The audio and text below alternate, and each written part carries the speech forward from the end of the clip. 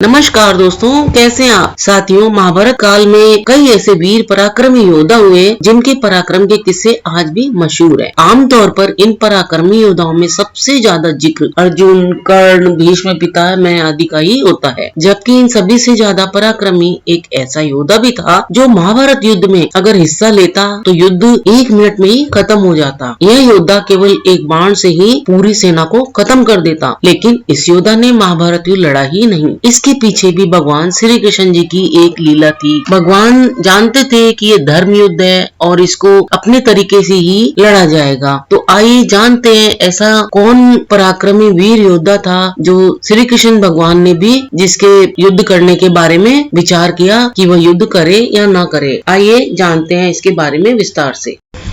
उस वीर योद्धा का नाम था बर्बरीक।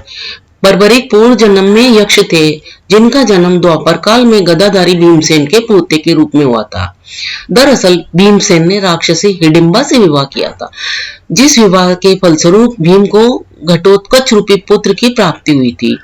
बर्बरीक भीम पुत्र घटोत्कच का पुत्र था, जो कि अपने दादा और पिता के समान ही महान, बलशाली और हमेशा सत्य का साथ देने वाला था। तो आइए जानते हैं विस्तार से उस महान पराक्रमी योद्धा के बारे में। बर्बरीक बाल्यकाल से ही वीर और महान योद्धा थे। उनकी माता ने ही बर्बरीक को युद्ध की शिक्षा दी थी। दरअसल बर्बरीक की मां ने आदि शक्ति की बहुत ही घोर तपस्या करके उन्हें प्रसन्न किया था और फिर वरदान के में 3 अभेद बाण मांगे थे उन्होंने, जिन्हें मां आदि शक्ति ने बर्बरीक की मां को दे दिए थे। उन 3 अभेद बाणों की वजह से ही बर्बरीक की मां का नाम 3 बाणधारी प्रसिद्ध हुआ था। वहीं इन बाणों के साथ ही वाल्मीकि ने उन्हें धनुष भी प्रदान किया था, जो बर्बरीक की मां को तीनों लोकों में विजय प्राप्त करने में मदद कर सकता था।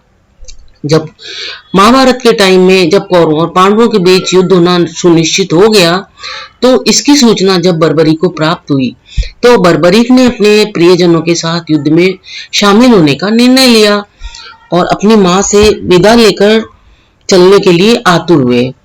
तब मां ने उनसे यह वचन लिया कि वो हमेशा हारे हुए पक्ष की तरफ से ही युद्ध करेंगे, क्योंकि बर्बरीक महान योद्धा और वीर थे बहुत अधिक। साथ ही उनके पास मां आदि शक्ति का दिया हुआ 3 बाण और धनुष भी मौजूद था, इसलिए वो जिस भी सेना की तरफ से लड़ते उनकी जीत सुनिश्चित थी। तो भगवान जो श्री कृष्ण जी थे, उनको ये सब आभास हो गया था, तो वो चाहते थे कि महाभारत का युद्ध तो धर्म का युद्ध है, ऐसे ही किसी को मार काट करने वाला युद्ध नहीं है। तो भगवान श्री कृष्ण जी ने सोच लिया कि अगर बर्बरीक उनकी कौरवों की तरफ से लड़ेगा तो उनकी माता के वचन के फलस्वरूप उसी पक्ष से जरूर लड़ेगा, और इसीलिए फिर इस चीज को रोकना अति आवश्यक हो गया।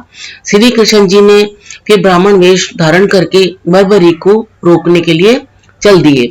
बर्बरीक को रास्ते में ब्राह्मण वेश में रोकते हुए उन्होंने बर्बरीक से रणभूमि में जाने का कारण पूछा, जिसका जवाब सुनकर ब्राह्मण वेशधारी श्री कृष्ण जी ने बर्बरीक का मजाक बनाया और कहा कि क्या वो 3 बाणों से युद्ध लड़ लेंगे। तब बर्बरीक ने उत्तर दिया कि केवल एक बाण ही मेरा पूरी शत्रु सेना को मार गिराने के लिए पर्याप्त होगा।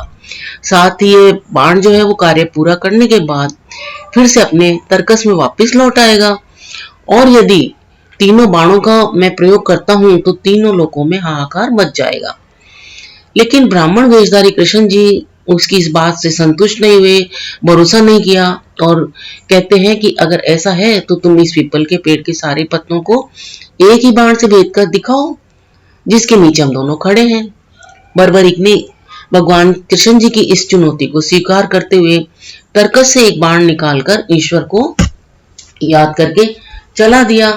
उस बाण ने क्षण भर में ही पीपल के सारे पत्तों को भेद दिया, और लेकिन श्री कृष्ण जी के पैरों के इर्द गिर्द वो फिर नाचने लगा।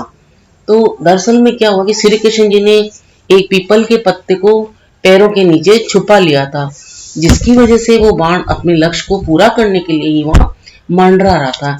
इस पर बर्बरीक ने उन्हें पैर हटाने के लिए कहा, तो श्री कृष्ण जी इस बाण से आपके पैरों को चोट भी पहुंच सकती है, आप अपना पैर हटा लीजिए। तो इसके बाद ब्राह्मण वेश में पहुंचे श्री कृष्ण जी ने बर्बरीक से पैर हटाने के लिए दान की मांग करी। तो उसके उत्तर में बर्बरीक ने यथासंभव दान देने की बात का वचन दे दिया और बात स्वीकार कर ली। बर्बरीक के वचन देते ही कृष्ण जी ने बर्बरीक का सिर मांग लिया दान में। तो इस पर बर्बरीक ने ब्राह्मण वेशधारी कृष्ण जी से असली रूप में दर्शन देने का आग्रह किया, क्योंकि वह समझ गया था कि ये कोई साधारण ब्राह्मण नहीं है। तो उसकी ये बात स्वीकार करते हुए श्री कृष्ण जी ने उन्हें फिर चतुर्भुज रूप में दर्शन दिए। कृष्ण ने समझाया कि युद्ध शुरू होने से पहले किसी वीर क्षत्रिय के शीश की आवश्यकता होती है, इसीलिए तुमसे मैंने शीश दान मांगा है। फिर कटे हुए सिर ने पूरा युद्ध देखने की अभिलाषा व्यक्त की, इच्छा व्यक्त की। तब कृष्ण ने बर्बरीक के सिर को रणभूमि के समीप ऊंचे पहाड़ की चोटी पर ससम्मान सुशोभित कर दिया।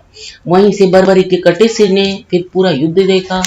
युद्ध के अंत में पांडवों में इस बात को लेकर विवाद होने लगा कि पूरे युद्ध की जो विजय का श्रेय है वो किसे जाता है। तब कृष्ण जी ने कहा कि बर्बरीक इस बात का निर्णय कर सकते हैं, क्योंकि उसने शुरू से अंत तक युद्ध को ध्यान से देखा है। तब बर्बरीक के कटे सिर ने श्री कृष्ण जी को युद्ध की विजय का श्रेय दिया और कहा कि कृष्ण जी की बुद्धि, चातुर्य और साहस, निर्णय, युद्ध नीति की वजह से ही ये युद्ध की सफलता का निर्णायक मोड़ रहा है। तो और उस कटे हुए सिर ने यह भी कहा कि मैंने तो पूरे युद्ध भूमि में सुदर्शन चक्र को घूमते हुए देखा। बर्बरीक ने अपनी इच्छा से ही अपना शीश दान कर दिया था। तब भगवान श्री कृष्ण जी ने उसकी भक्ति और दानशीलता से प्रसन्न होकर उसको यह वरदान दिया था कि कलयुग में वह भगवान श्री कृष्ण जी के नाम से, यानी कि खाटू श्याम के नाम से पूजे जाएंगे। आज भी राजस्थान के सीकर जिले में बर्बरी का बहुत ही सुंदर व भव्य मंदिर खाटू श्याम जी का है, जहाँ देश विदेश से लोग उनका आशीर्वाद लेने आते हैं।